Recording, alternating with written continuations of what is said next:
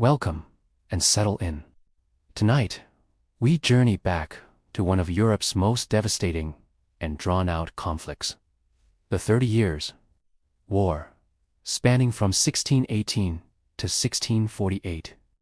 It was a conflict that began with local disputes in the Holy Roman Empire and gradually spread across the continent, drawing in Spain, France, Sweden, and countless smaller states. But before we concern ourselves with battles, treaties, and the movement of kings, let us begin in a gentler way. Imagine yourself not as a soldier, nor as a diplomat, but as one of the countless ordinary people who lived through those years. The war was vast, but for most, it was not experienced in grand strategy. It was lived in the rhythm of days, tending fields, baking bread, keeping warm by the hearth, and hoping for peace that never seemed to arrive. To understand this long war, we must first step quietly into the ordinary homes and villages that endured it. Picture a small village in Central Europe in the early 1600s.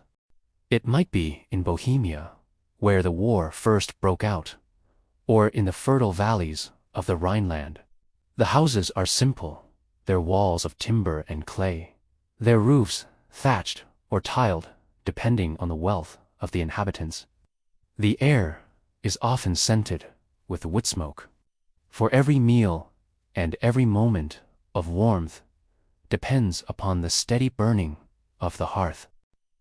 Life revolves around the seasons. In spring, the ground must be broken and seeds planted.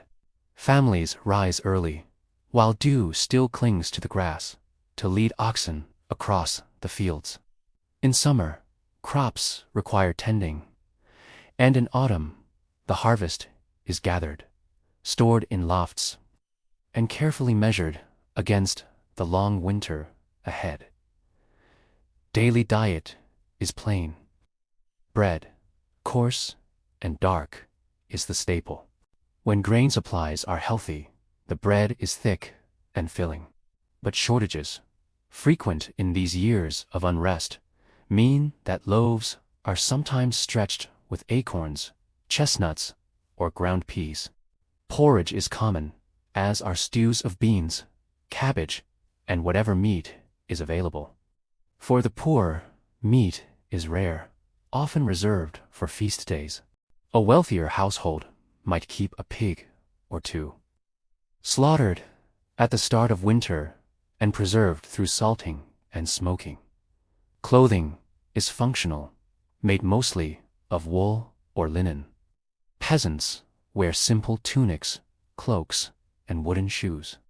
A prosperous merchant might dress in finer wool, dyed in muted colors, while the nobility clothe themselves in velvet, silk, and lace, their collars starched wide in the fashion of the time.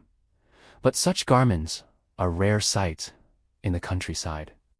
The rhythm of faith shapes the week. Sundays are for church, where sermons are heard in Latin or in the vernacular, depending on the region's confessional leanings. The bells ring across the village, calling everyone to pause in their labor and gather. Religion is not simply a matter of private belief, but the structure around which society is ordered. To be Catholic, Lutheran, Calvinist, or another confession is to belong to a community. And these divisions, once lived peacefully, soon became threads pulled taut by the coming war. Yet despite these deep currents, much of life remains steady. Children play in fields with homemade toys, a hoop rolled with a stick, or dolls made of cloth scraps. Women spin wool, mend clothes, and tend gardens. Men repair roofs, chop wood, and travel to nearby markets with surplus goods. Villages are close-knit, with gossip and small disputes but also cooperation, for survival depends on shared labor and trust. But life is never entirely secure. Even before the outbreak of war, hardship is always close. Harvests can fail. Disease spreads quickly. A fever might take a child in the night, or a poor harvest might leave an entire family hungry. These familiar struggles were magnified when armies began to march across the land. Imagine standing in the village square as rumors arrive. Soldiers have been spotted in the next town. No one knows whether they will pass by harmlessly or pause to demand food, money, or shelter. For villagers, the arrival of soldiers is rarely a moment of pride or glory. More often, it is a cause for fear. Even allies may requisition supplies without payment. Strangers in uniform mean uncertainty, and uncertainty breeds anxiety. Still, ordinary life persists. In the midst of uncertainty, fields must be plowed, bread must be baked, and children must be raised. The resilience of ordinary people, their ability to endure, adapt, and continue, forms the quiet backdrop against which the drama of the 30 Years' War unfolded. And so, having glimpsed these daily lives, we are prepared to turn to the sparks that set this conflict ablaze. The story begins not with kings on horseback, but in a meeting hall in Prague, where an act of defiance would echo across Europe. The year is 1618. Prague, the proud capital of the Kingdom of Bohemia, lies at the heart of Europe. Its castle looms over the Vltava River, its spires rising against the sky, its cobbled streets bustling with merchants, artisans, and clerics.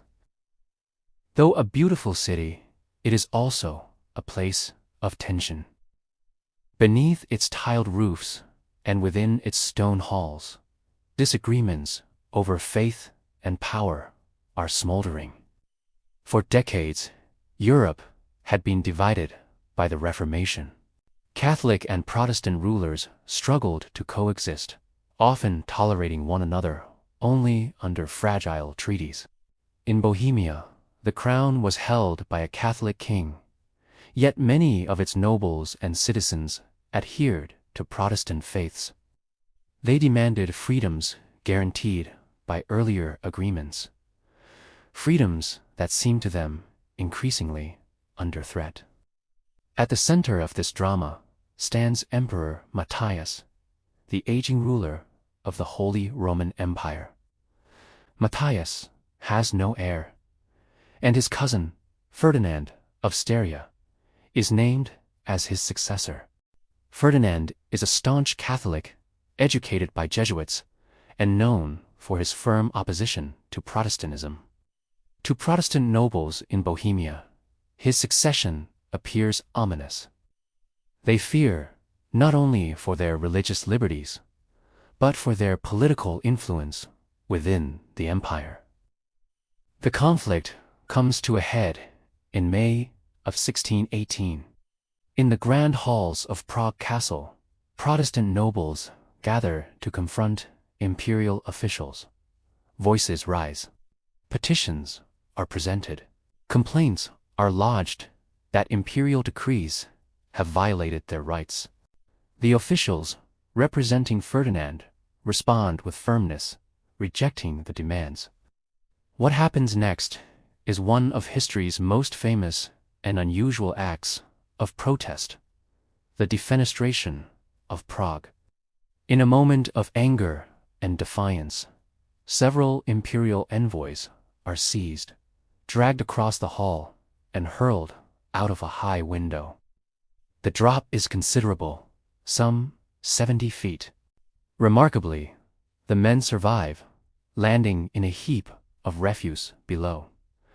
A survival that Catholics later describe as divine intervention, while Protestants wryly suggest It was simply the cushioning effect of a dung heap. Though no blood is shed that day, the gesture is unmistakable. The defenestration is not just an insult. It is a declaration. Bohemian nobles are no longer willing to accept imperial authority unchallenged. The event sets off a chain reaction. Within weeks, Protestant estates in Bohemia form a provisional government, and open rebellion begins. Soon, Europe is drawn into the fray. Ferdinand, now crowned as Emperor Ferdinand II, is determined to reassert Catholic authority and imperial control. The Bohemians, meanwhile, seek allies among Protestant powers. They turn to Frederick V of the Palatinate, a young Protestant prince who accepts their crown and becomes known as the Winter King, for his reign will last scarcely a single season. The first great battle comes in 1620 at the White Mountain, just outside Prague. The armies are unevenly matched. Ferdinand's forces, supported by Catholic allies, are far stronger. The Bohemian army, poorly supplied and divided, is routed within hours. The defeat is decisive. Prague falls.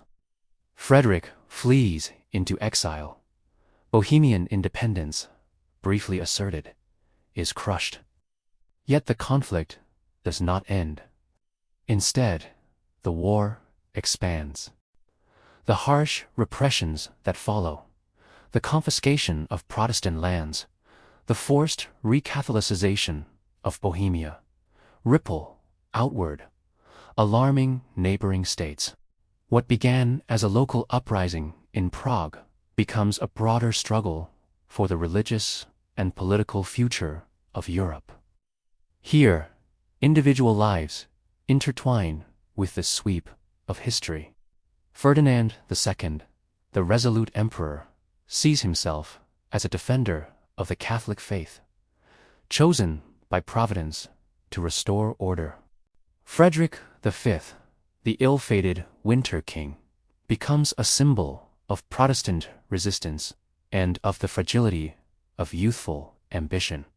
Both men, in their decisions and their fates, help set the trajectory of a conflict that will last 30 long years. And yet, while rulers clashed and armies marched, ordinary people bore the heaviest burdens. Each proclamation, each battle, brought consequences felt in fields, markets, and villages. To them, the war was not a story of crowns, but of survival. It is here, in the intersection between great events and lived reality, that the tragedy of the 30 Years' War becomes clear. But to better understand its nature, we must step aside from battles and rulers and turn our attention to the mysteries of its scale, to the archaeology, the cultural memory, and the haunting silence of lands left desolate. Imagine walking through the countryside of Central Europe not long after the war has ended. The landscape tells its own story. Villages once full of life stand abandoned. Roofs have collapsed, and weeds creep up through cracks in stone walls. In fields where grain once swayed in the wind, only thistles and scrub remain. The silence itself feels heavy, as though the land remembers what has passed. Historians often call the 30 Years' War one of the most destructive conflicts in European history before the 20th century.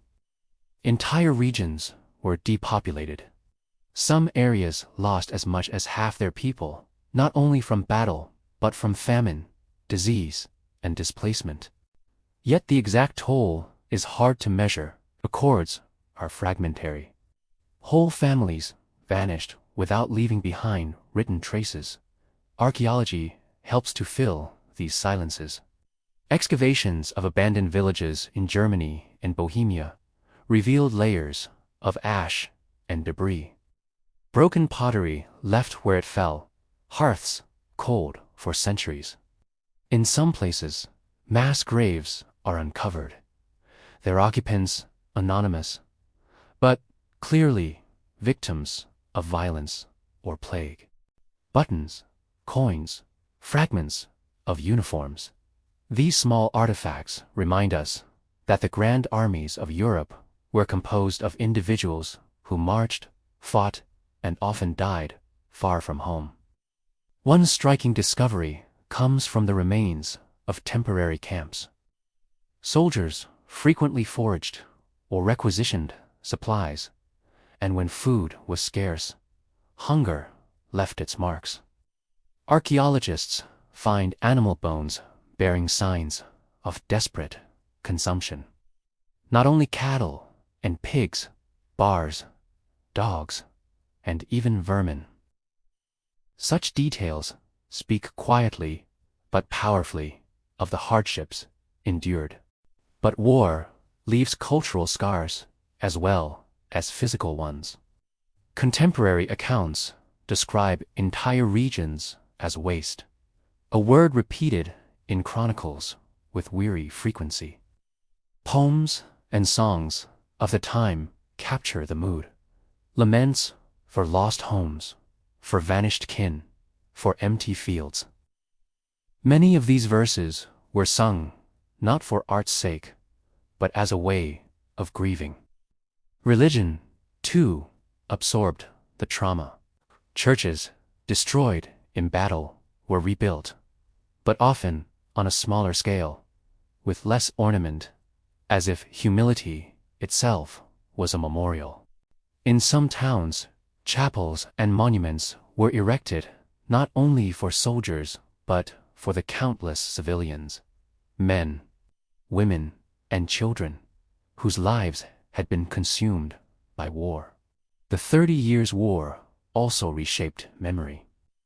Villagers told stories for generations of ghostly armies seen marching at night, or of phantom riders across the hills. These tales, while embroidered over time, reflect a deep impression that war left an echo not easily silenced.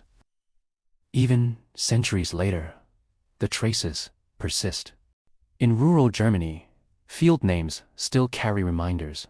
Places called Totenfeld, the field of the dead, or Hungracker, the field of hunger. These names preserve the memory of suffering long after the details have faded.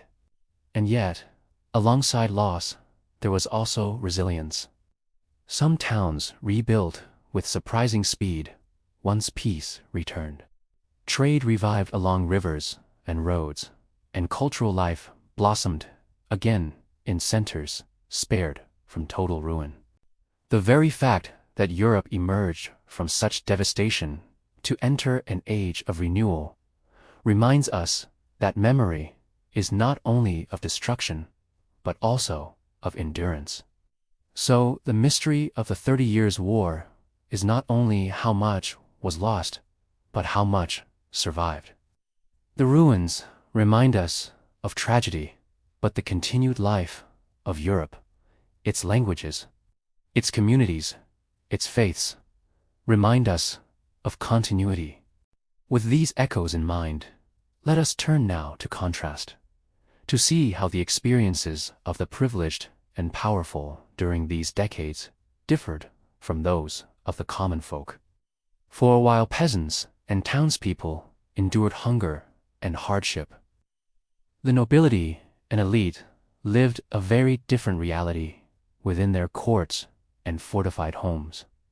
While villagers and townsfolk faced the hardships of famine, plague, and destruction, the higher orders of society experienced the 30 Years' War in a different way.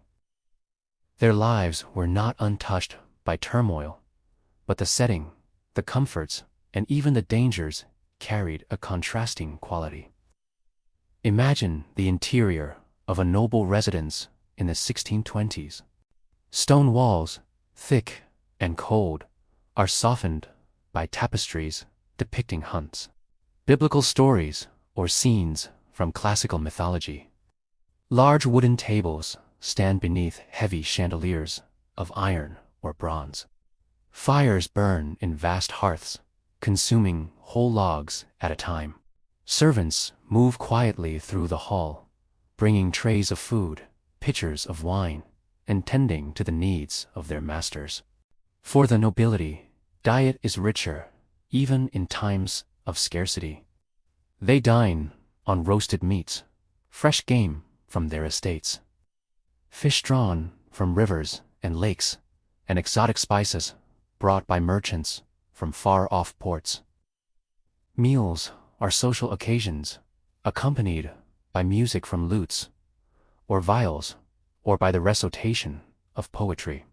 Even when conflict rages across their lands, nobles surround themselves with symbols of refinement and continuity. Clothing, too, reflects their status. Men wear doublets with broad lace collars, cloaks trimmed with fur, and boots polished to a gleam. Women adorn themselves with gowns of velvet and silk, their hair arranged with jewels or pearls. Portraits from the time show calm, composed faces, a visual declaration that order and dignity endure even amidst chaos. Yet, their world is not free of unease. Nobles are deeply entangled in the politics of war. They raise regiments, supply funds, and pledge loyalty to kings or emperors. For some, the war is an opportunity. Lands confiscated from defeated foes are redistributed, and titles are granted as rewards for service. But for others, it is perilous. Defeat can mean exile, ruin, or execution.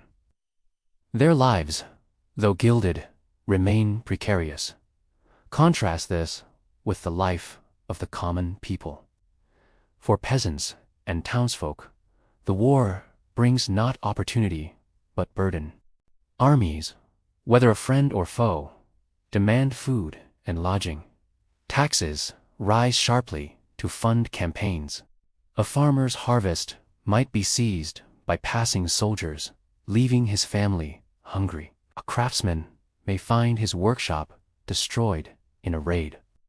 Where nobles deliberate in chambers lined with books and maps, ordinary families huddle in barns or cellars, hoping to survive another winter.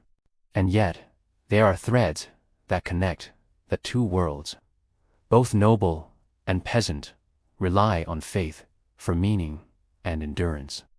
Both experience the disruption of families as men are conscripted or wander in search of safety.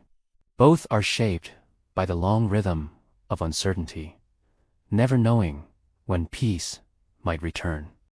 As the decades pass, these divisions between high and low, privilege and hardship continue to shape the course of the war. Kings and emperors negotiate treaties, shift alliances, and dream of balance, while ordinary people pray for stability and simply endure. It is this duality, grand politics above, quiet survival below, that gives the 30 Years' War its peculiar character. The war finally comes to an end in 1648 with the signing of the Peace of Westphalia. In the halls of Munster and Osnabrück, diplomats gather, speaking in cautious tones, drafting terms with meticulous care. The treaties that result redraw the map of Europe, granting sovereignty to states, recognizing multiple confessions, and laying foundations for the modern system of international relations. For rulers and diplomats, it is a triumph of negotiation. For common people, it is simply the end of an ordeal. The bells of churches ring in celebration, but also in relief. Fields may once again be sown without fear of trampling armies. Life, in its quiet rhythm, may resume. As you rest now, think of that rhythm, the resilience of people who lived through 30 years of uncertainty, who endured loss but continued to sow, to build, and to hope. The 30 Years' War is remembered as Europe's tragedy, a long storm of violence and upheaval. Yet even within that storm, there were hearths that glowed, songs that were sung, and lives that carried on in the midst of turmoil. And as you lie here, safe and still, let the contrast bring comfort. The conflicts of the past remain in the past. The struggles that once shook villages, cities, and kingdoms have given way to calmer days. Close your eyes and let the stories settle like distant echoes. Imagine the silence of a village after the bells have rung, the peace that follows after years of unrest. In that quiet, may you find rest, and in that rest, may you drift gently into sleep.